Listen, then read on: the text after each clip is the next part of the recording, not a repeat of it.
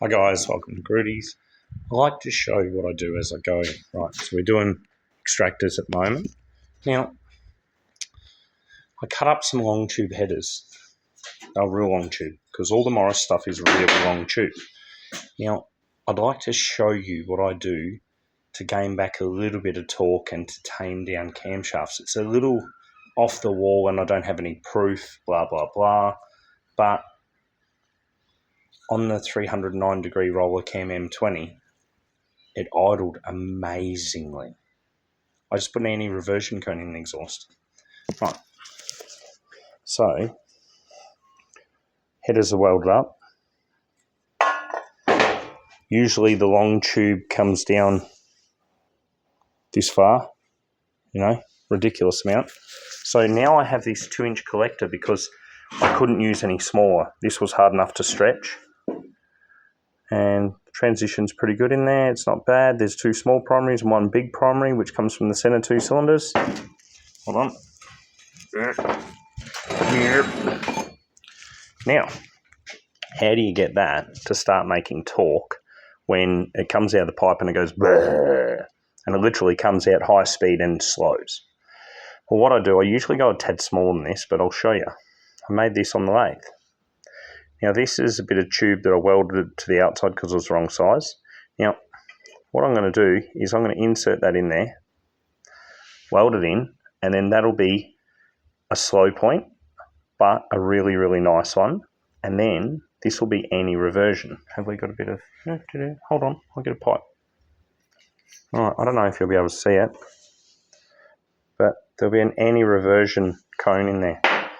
So from here to there will be enough to stop pulses going back up there. And it will. It'll actually work. It's worked on every other one that I've ever done. So this here, okay, here's a mod. Putting a pipe insert in, so you never go smaller than your primary tube size, right?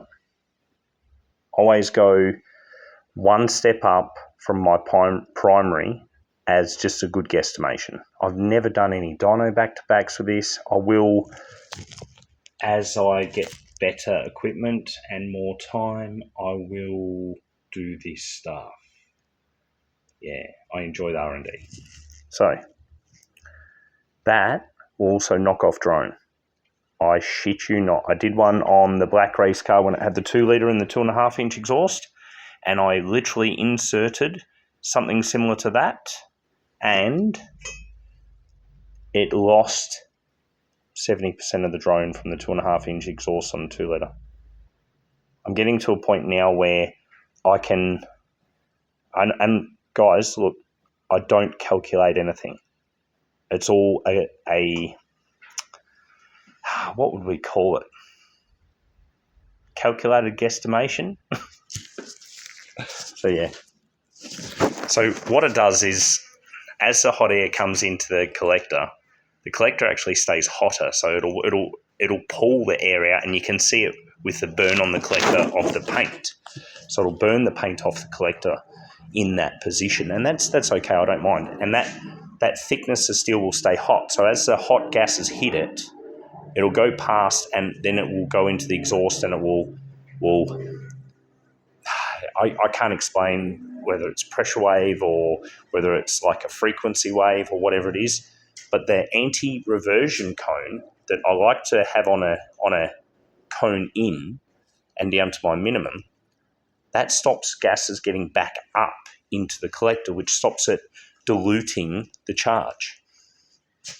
The littlest stuff help to make power and mid-range torque, and this is definitely going to need mid-range torque. Oh, and look at this. Best machinist ever. Blocks back. I could have maybe put the 1275 together, but that's not happening. That's going into a Sprite race car. So yeah. Today, I'll have my mandrel bent extractors down there. Oh, and check this bad boy out. So it has that piece of crap, hold on, 1.5 inch on it that goes out the driver's side. My brand new exhaust I built for it years and years and years ago wasn't good enough. Neil complained, because that's what he did the whole build. And he told me that it had to come out this side to be legal. It's ridiculous. It goes above the chassis rail and everywhere. It's stupid, right? And look at the size of that little pea shooter. So, due to the fact we now have ported head and lots of other goodies, I said to Neil, I said, look, he did say that he kept the original exhaust, which I built 5 years ago. Must have driven 3 times. And he took it to AAA and had them make a brand new exhaust.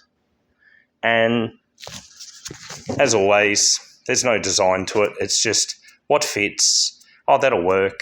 No one does any design work on exhaust. So now I'm on it.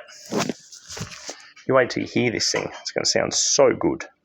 And that sucker there, that'll tame down the cam. Now, I would have liked to go a tad smaller. It's 1.3.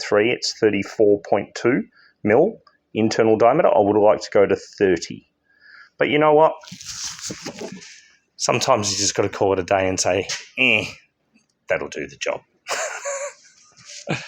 And what's the worst case scenario? It loses 3 foot-pound of torque because it didn't go a tad smaller under the curve. And that's what we're chasing. We're chasing as much torque as we can get as low as possible because we're pushing a car along. Oh, there's my exhaust and Morris update for the day. These will all be uploaded later in the week. I ran out of data. So this is, what is it? It's Wednesday or Thursday today, Thursday. So all this will probably get uploaded next week. And the car will be running and I'll do some videos of it running and we'll see if we can get on the dyno before Beta Birdwood. And yeah, can't wait. Have a lovely day.